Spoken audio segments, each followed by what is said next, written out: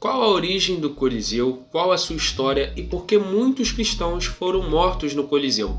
Quer saber mais curiosidades e fatos históricos como esse? Fica até o final desse vídeo.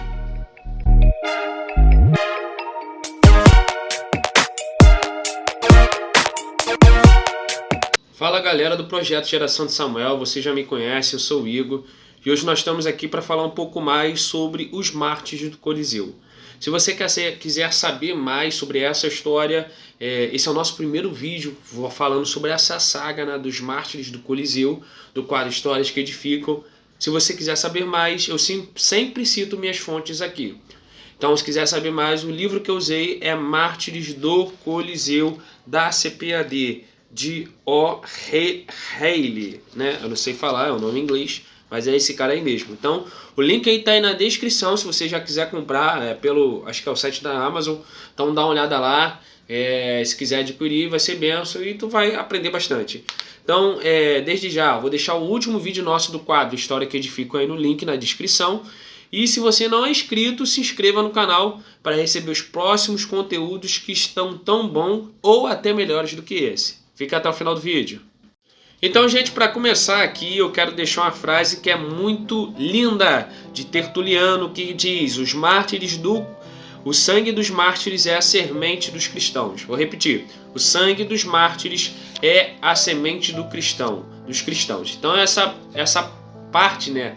Essa frase fala sobre a importância dos sacrifícios, né, dos primeiros mártires no Coliseu, os sacrifícios feitos por eles, né, o que eles fizeram, né, lutaram, galgaram para que nós conseguíssemos hoje, né, essa liberdade, para que o Evangelho chegasse até outras pessoas.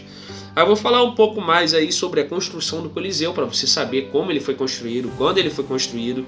É importante saber que os operários, grande parte dos operários que trabalharam na construção do Coliseu foram judeus cativos.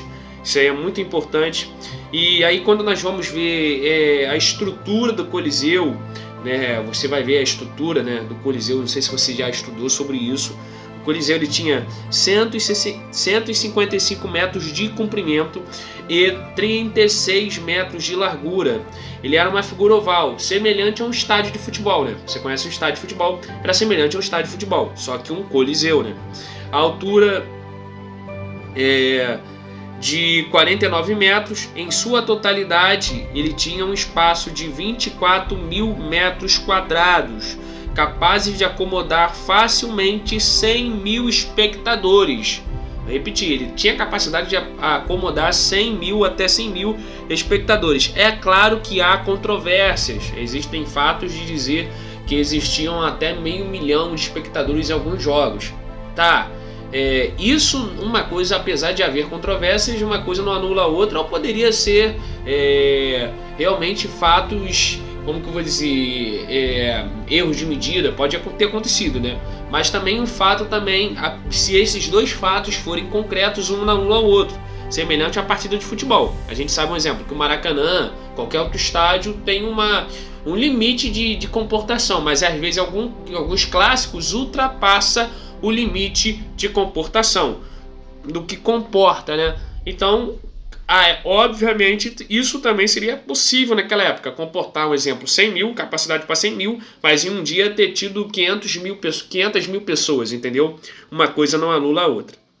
Ainda falando sobre a composição e estrutura do Coliseu, a fila de assentos mais baixa era próxima à arena, designada aos senadores e embaixadores e estrangeiros. Essa parte que era chamada de pódio, daí que origina-se a palavra pódio. Daí, nessa fila de assentos mais baixa, próxima à arena. Numa plataforma elevada ficava o trono do imperador, sombreado por um pátio carmesim com uma tenda. Então você vai ver sempre em filmes, né, romanos, filmes de Coliseu, o imperador em um lugar mais elevado, debaixo de uma tenda.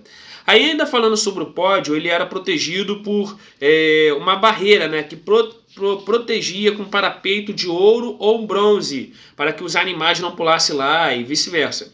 O restante do povo acomodava-se atrás nos assentos chamados de popularia, geralmente acomodada ou ocupada por mulheres, soldados e serventes. E além disso, que muita gente não sabe, é um fato interessante, O Coliseu também tinha capacidade de acomodar jogos náuticos. Tinha um sistema top hidráulico que enchia a ponto de ter batalhas navais dentro do Coliseu. Muito interessante, né?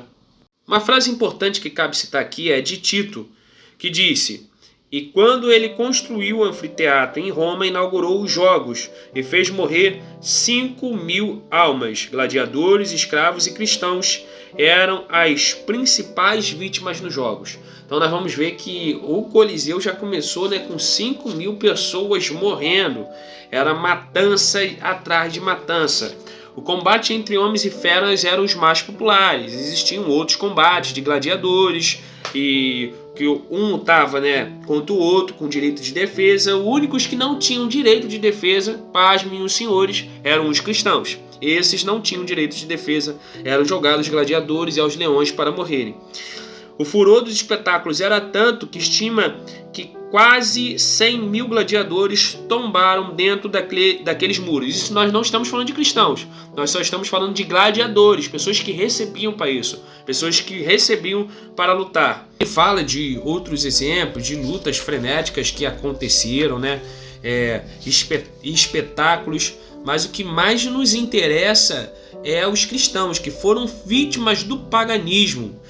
Uma incrível, né, perseguição, uma terrível perseguição, escravidão que perseguiu os cristãos no Coliseu. E as cenas de massacre dos cristãos, de matança de inocentes, matança de crianças, matança de mulheres, era enorme, Então, gente, é isso aí. Eu vou continuar falando um pouco mais nos próximos vídeos sobre o Coliseu, sobre a história dos cristãos no Coliseu. Então é muito importante que você se inscreva no canal para não perder o próximo conteúdo que tá tão bom ou até melhor quanto esse. Então já ativa o sininho para receber notificação e compartilha para um amigo para nos ajudar. Deus abençoe sua vida, graça e paz. Fique com Deus.